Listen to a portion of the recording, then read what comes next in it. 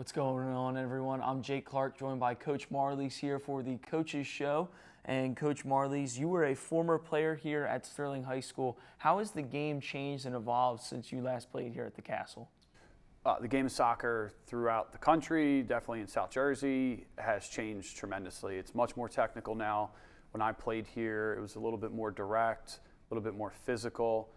We still have some of that physicality in the Colonial Conference in particular, but the game in general has changed in where if you are not technical on the ball, when we're talking about technical stuff, we're talking about passing, trapping, dribbling, shooting, stuff like that. If you can't do that at a really high level, it's difficult to be successful nowadays. And then give us a little bit of insight on your coaching experience prior to taking the head coaching job at Sterling High School. Yeah, so when I got hired as a teacher here at Sterling, I coached for 3 years as the JV coach under Coach Sheehan. And that was primarily my coaching experience at that time. I was getting involved with youth teams as well. And when I got the head coaching job, I did a lot of coaching on the side for club teams. And you mentioned being a youth coach. What does it mean for you to be involved in the community so that some of the younger guys know your face here around the school? Yeah, it's really special. It's probably what motivates me the most is I work with a lot of these players when they're 7, 8, 9, 10 years old, and I get to know them and they get to know me, and then to see them grow as players and as people, and hopefully we accomplish things on the field and maybe more importantly off the field. It's really rewarding, and it's probably what drives me the most. And then what were some of the expectations coming into this year and into this season, and did the team meet or even exceed those expectations? Well, we'll find out in the next few days whether or not we meet or exceed them, because ultimately we have a goal of winning a championship every year. This is a young team. We did graduate 18 seniors, so I think on the surface the expectations needed to be maybe toned down a little bit, although internally we didn't feel that was the case. We knew that we had a lot of good players returning and or a lot of upcoming players that were going to add a lot to the team. So we really tried to set the tone of this is not a rebuilding year just because we graduated so many players. So we wanted to keep the standards high. I do think that they've met them, but ultimately, can we go and win a championship over the next 4 games? We'll find out. And regular season all wrapped up now. What was the most impactful team win you guys had all year? Probably the most impactful team win would be our 1-0 victory over West Defford. West Defford is one of the top teams in South Jersey. They're the 2 seed in Group 2. They were a coaches tournament team. I think up until a week ago, we were the only team that beat them.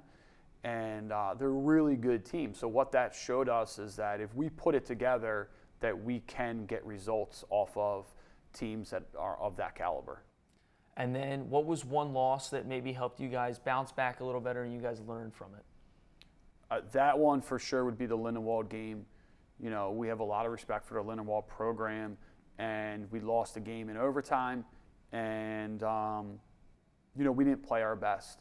And we had the great Channel 19 footage, so we were able to have a real honest film session where myself as a coach was able to analyze mistakes that I made, and the players were able to look at themselves, and we had a great conversation from it. We learned a lot from it, and we really felt like after that film session that we were much better from it, from the experience of playing maybe not our best soccer and getting exposed in different areas during that game. And as a team with a handful of freshmen playing pivotal roles, talk about some of the advantages and disadvantages that brings with you guys. Yeah, so as a young team, sometimes as a coach, you don't even realize how much they don't know. And ultimately, you typically figure that stuff out throughout the course of games when mistakes are made. And, it's not like you have a list of all these things that you have to go over, because we're talking about really little high-level IQ type stuff that you want, your varsity players to know, and they just come with experience. So that was probably the biggest challenge, was just the real little IQ stuff that, we constantly have to reinforce, and as it comes up, we're trying to teach and coach through it. and now it's playoff time, and you guys are hosting a playoff game. What does that mean for you as a coach, this team, and this program?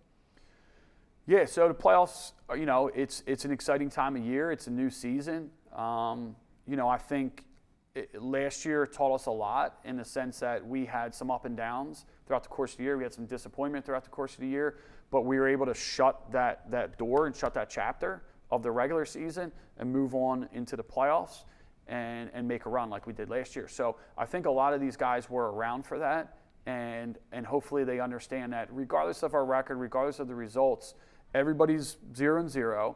It takes 4 wins to go win a championship, and you take it one game at a time.